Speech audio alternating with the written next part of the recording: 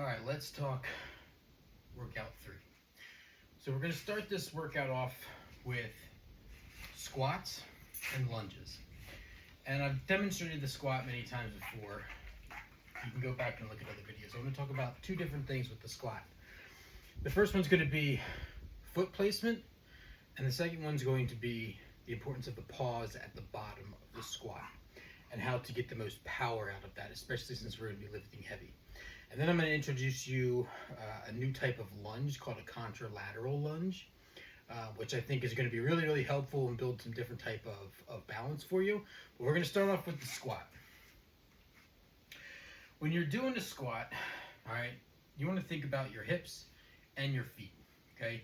You don't want to step out necessarily super wide, because then we're doing more of a sumo squat.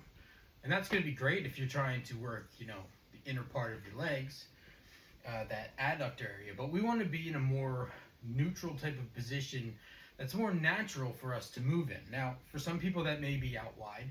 For some people that's more narrow. For me, it's a little bit wider than hip width. But what I want you to do is pay attention to your feet. You don't want your feet angled out real wide, and you don't want your feet angled too far in. Natural foot stance, all right? This is going to help you build up that ankle mobility and help you build up that ankle stability.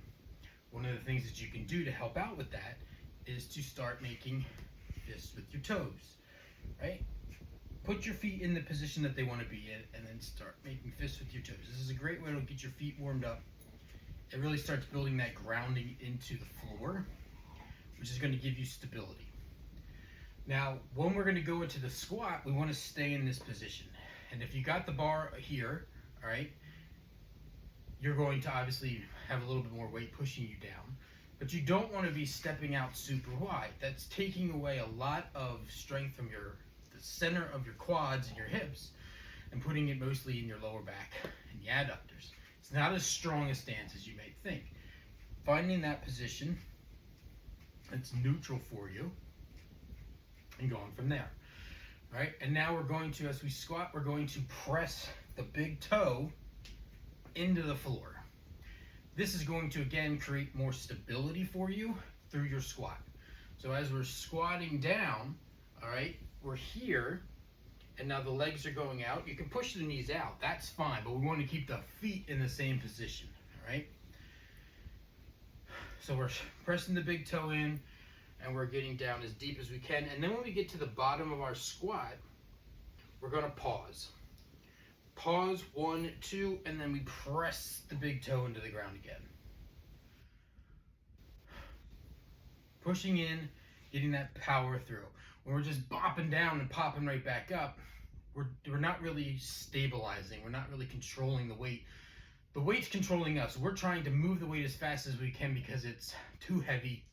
We're not in control of it. So if we can get the feet more engaged, get the ankles more ground and feet grounded into the floor, the more stable we're going to be. So we want to be able to learn how to rotate the hips out so that we can squat in this neutral position. If you can't, which obviously I cannot get down very low, it's because my hips are extremely tight. Something that I'm working on is my hip mobility so that I can get into this squat position. Now I can squat down if I'm like down here, and you can see my heels come up. This is like, that reading the putt stance, right? I can't, and I'm working on getting my feet, my ankles onto the floor. It's a process of creating mobility through the hips and the ankles, but my feet are staying in the same spot. They turned out a little bit. Again, that's the mobility piece of it, right? So we're trying to build up that stability. You can do several warm-up parts of this to really build up the hip mobility and the ankle mobility, and then when you're squatting, really focus on trying to keep your feet in a neutral position. And then when you're coming down, pause so that you can feel that connection to the floor, and then pressing the feet up so that you get that power. Don't want to be wobbling on the way up. If you are, the load that you're trying to push is too much for your ability to control right now. Don't ego lift, control the lift. All right, next we're going to talk about what's called a contralateral lunge. For that, I'm going to use a kettlebell.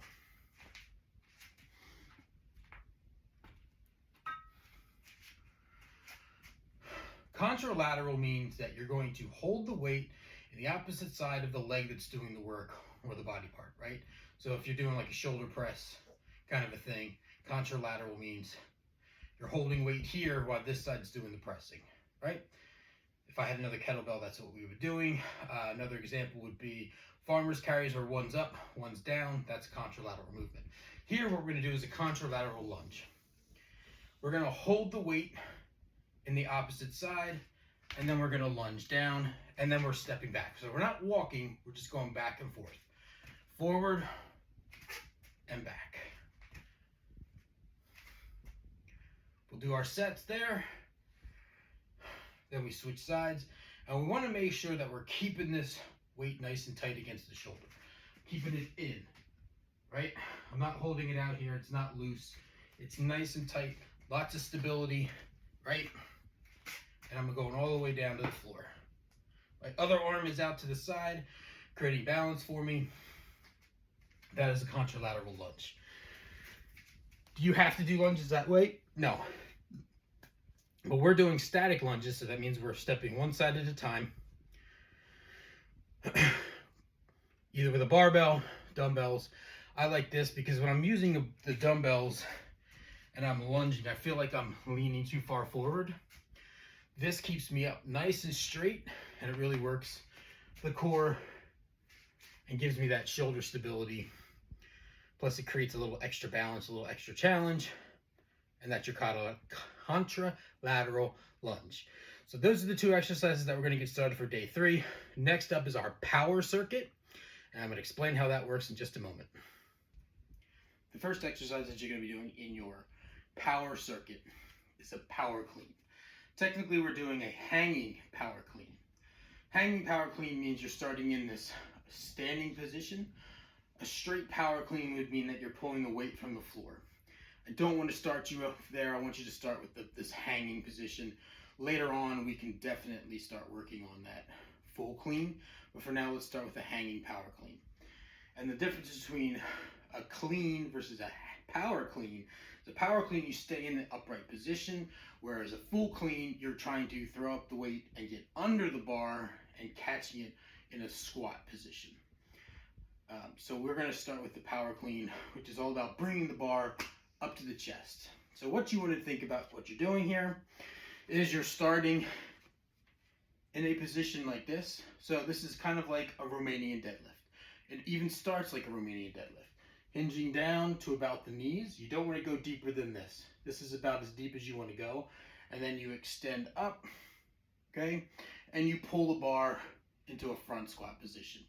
That was the small, slow version of it, okay? If you're doing this a little bit quicker, you're going to extend all the way up as you snapping the bar forward and trying to catch it. Let me demonstrate and see if maybe you can get it from that. Going down into my Romanian deadlift. Okay, and then I extend and I catch. So notice it was kind of a snap position. Down, loading up, lots of power, pressing through the hips, extending through the calves, and catching it with my hands. All right. This is really going to test your shoulder mobility. If you have low shoulder mobility, you're not going to be able to get it. Up is high, down, extend, and we catch. The more you can get your shoulders to swing forward, the better. All right. How do you get your shoulders to swing more forward? The wider out you hold, the more you're going to be able to get those shoulders to swing forward. If you feel as though you need more narrow grip, that's fine. Adjust the grip to how you feel like you can get that. Now for me, this is really not working. So I go out just a little bit wider than my hips. Down into that power position, really load up, extend. I'm pushing my hips forward and coming up onto my toes. Catch the bar. Return it. Go light on these as you're getting used to the movement. And it's all about power. Power is about loading up and then moving the weight as quickly as you can. Now you may only get like 3 of these in, but if you're doing it right, it's going to feel like you did some work. So load up and power that through, catching the bar. All right. This is a move that's going to take some practice and some getting used to. Don't expect you to be real good at them at first. In fact, it's going to feel really awkward. What I suggest you do is try these out, then videotape yourself doing them, and allow me to give you some pointers and we can walk through it. If you want to, we could always connect and do a live video to walk you through the power clean. I have no problem doing that. All right, let's get on to the other 2 exercises in our power circuit. Next 2 exercises in the power circuit is the med ball slam and the lateral power step up. I'm going to demonstrate each one of these for you. With the med ball slam, all right, with all these power exercises, it's not about how fast you can do it. It's how much muscle recruitment can you get loading up into the movement, and then when you're getting ready to explode through it, how fast and hard can you push through it. So if you watch an athlete do it, right, an athlete isn't just kind of doing that with the ball or doing that with the ball. An athlete is loading up like they're getting prepared, and then they slam the ball into the ground because they're trying to get as much force and as much power. So think of that loading up period. Doing this for 30 seconds, so you should be able to get like 5 or 6 of these in with good hard power. And if you're doing them with as much explosiveness as you should be, you're definitely going to feel that strength, and you're going to feel your heart rate jack up. Maybe not at first, but you're going to notice it as you're doing these. So to demonstrate, I take my medicine ball here, and I'm doing a med ball slam. And I'm going to demonstrate 2 things that I want you to focus on. So first, I'm really focused, and I'm picking this up. I'm coming up onto my toes, and I'm powering through it. All right, and I slam that ball as hard as I can using my abs, using my back. Lift this ball up. When it's over my head, that's when I'm going to generate power through my body, up onto my toes, and slam the ball down. As you're slamming the ball down into the ground, you're pulling through the abs, all right? This should be the position that you're in as the ball's coming down on the ground, pushing back and throwing the hands back. You should be feeling that through the lats, okay? It's up and slam into the ground. Pick up the ball, reload, and then slam it down again.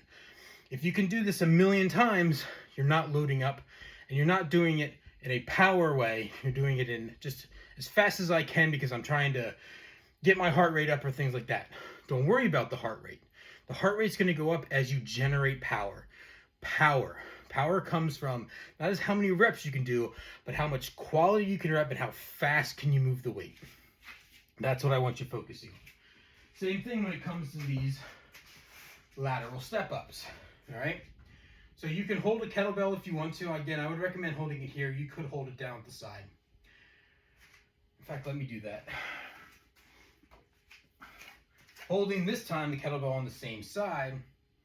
And what you're going to do, just make sure I don't hit my head, is you're going to laterally step up. Step to the side and up, but we're going to do it with an explosive movement. A little bit of a hop. Step up, right? Press through the ground. Your foot comes off the ground, off the step a little bit, because you're powering through. Step, power, and back. Step, power. Step out, and you should be stepping. So if I'm standing here neutral, it shouldn't just be up and over, it should be stepping out. Because this way you're getting the glute, the IT band, all of that stuff in and power up. It's not a big hard move, or excuse me, a big height move, but it is one of those where you get that explosion through the hip, through the glute, through the IT bands. That's where you're going to feel it the most. It's not necessarily one of those where you feel a ton of it in the quad. It's not a quad exercise. It's a hip and glute exercise. So that's where you should feel it. You should feel those in the hips. All right. Those are your 3 power moves. You're going to do each one for 30 seconds. You're going to take a minute to rest. Focus on your nasal breathing and making sure that you're resting. Since you have extra time in the rest period, you can do one of 2 things. You can mentally focus on the move that you're going to be doing, especially if you're doing power cleans and doing these step ups that you're not quite familiar with. Or you can up the weight. How do you know if you need to up the weight?